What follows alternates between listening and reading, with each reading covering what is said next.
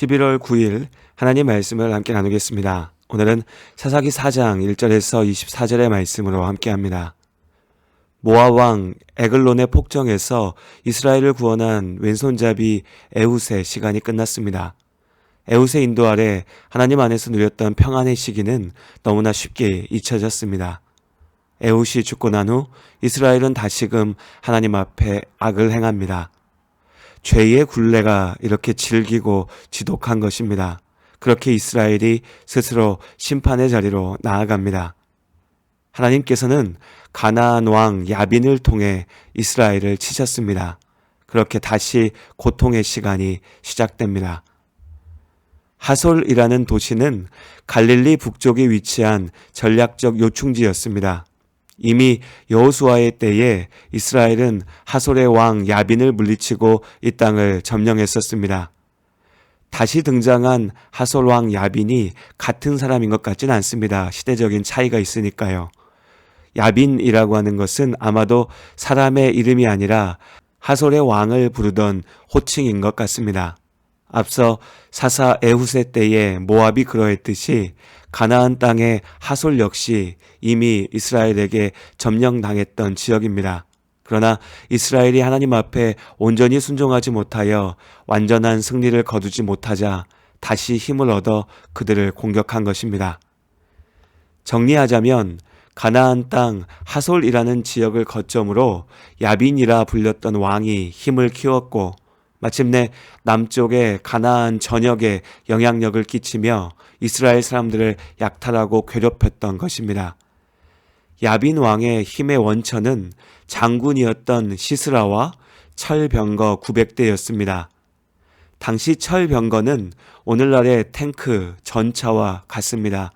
병거가 없던 이스라엘이 가나안 군대와 싸우는 것은 총 한 자루만 들고 탱크를 향해서 달려드는 셈이었죠. 이스라엘 사람들은 병거를 피해 산악지대로 올라가야 했고 큰 길로 다닐 엄두도 내지 못했습니다. 20년 동안이나 반식민지 상태의 비참한 상황이 이어졌습니다. 고통 속에서야 죄에서 돌아서서 하나님을 기억한 이스라엘이 하나님께 부르짖었습니다. 그리고 하나님께서 그들의 외침을 들으셨습니다. 이때 하나님께서 이스라엘의 사사로 세우신 이가 드보라였습니다. 지금이야 성별에 따른 차별이 잘못이라는 것을 누구라도 알고 있지만 고대 사회에서 여성들의 사회적 영향력은 지극히 미미했습니다. 이런 상황에서 여성이었던 드보라가 이스라엘을 이끄는 사사로 세워졌다는 것은 놀랍고 특별한 일이었습니다.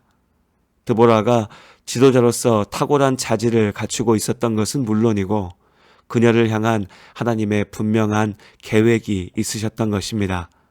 물론 성별에 따른 차별 역시 인간의 죄가 만들어낸 결과일 뿐이죠. 하나님께서 남자와 여자를 창조하셨고 모든 사람이 하나님의 사랑 안에 있습니다. 이제 하나님께서 드보라를 통해 이스라엘을 구하십니다. 하나님의 구원 계획은 드보라가 바락을 부르면서 본격적으로 시작됩니다.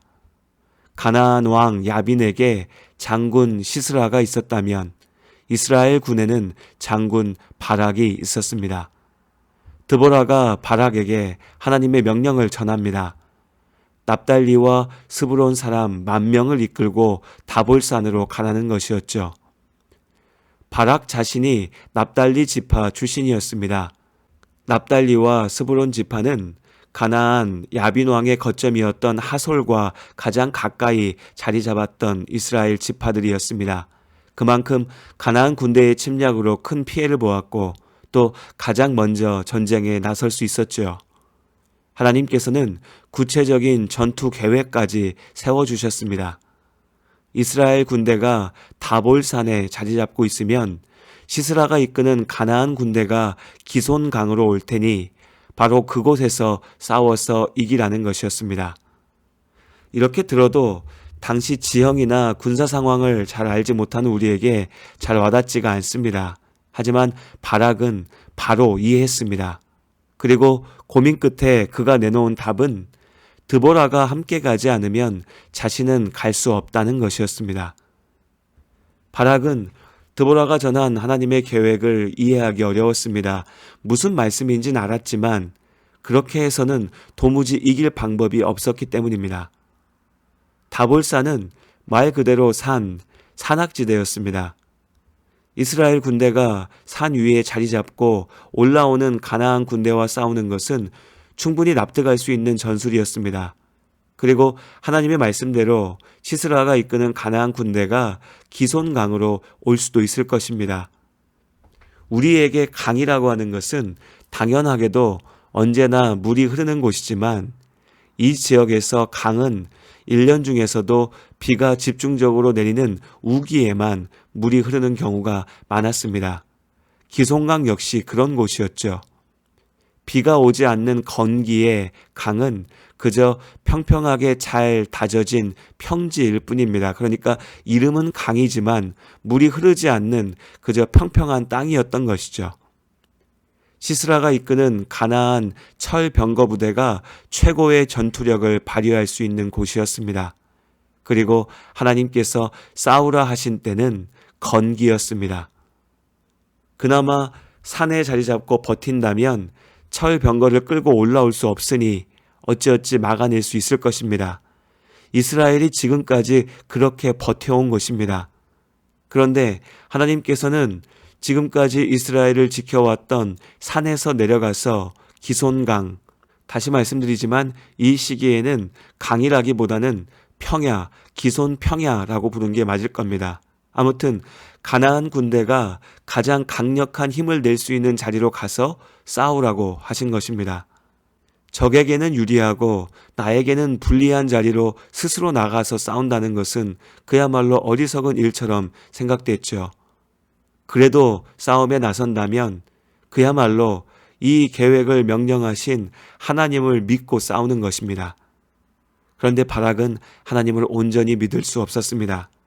다만 드보라가 함께 간다면 나가서 싸우겠다라고 조건을 걸었습니다.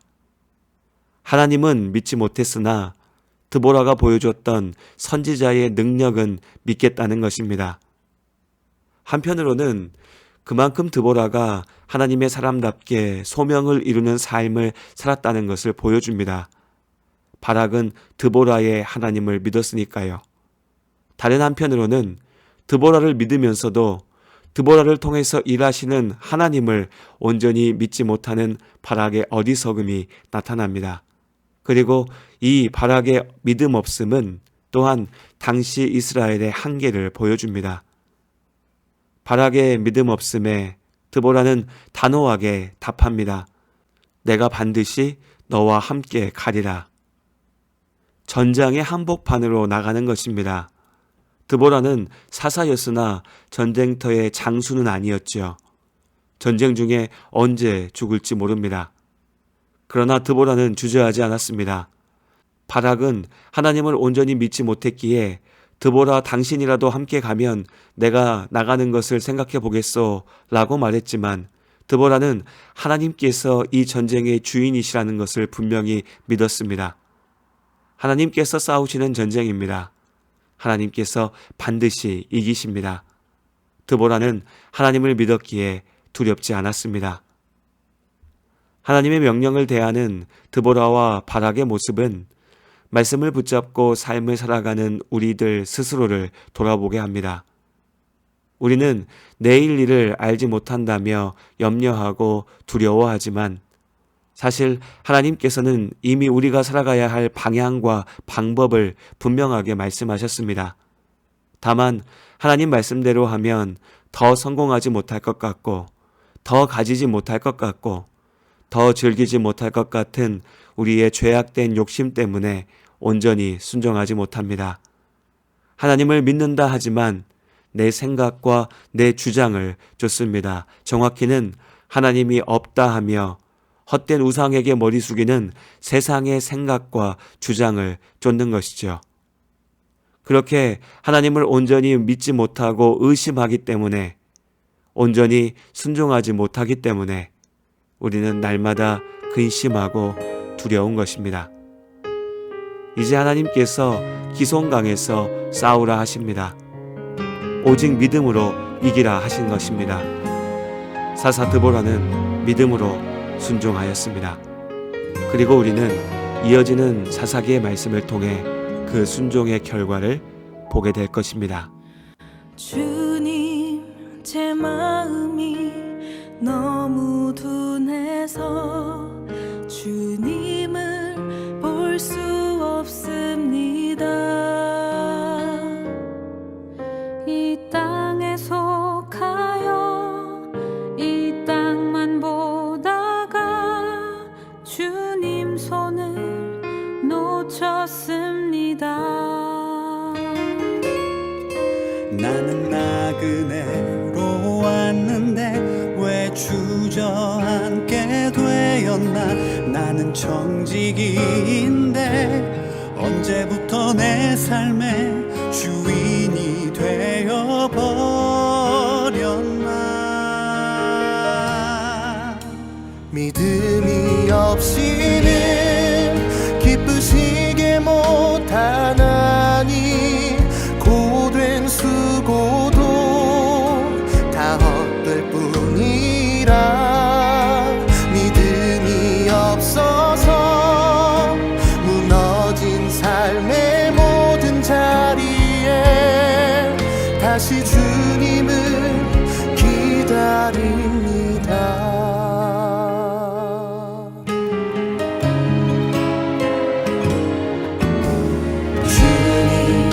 제 마음이 너무 둔해서 주님을 볼 수 없습니다. 이 땅에 속하여 이 땅만 보다가 주님 손을 놓쳤습니다. 나는 나그네로 왔는데 왜 주저앉게 되었나. 나는 청지기인데 언제부터 내 삶의 주인이 되어버렸나.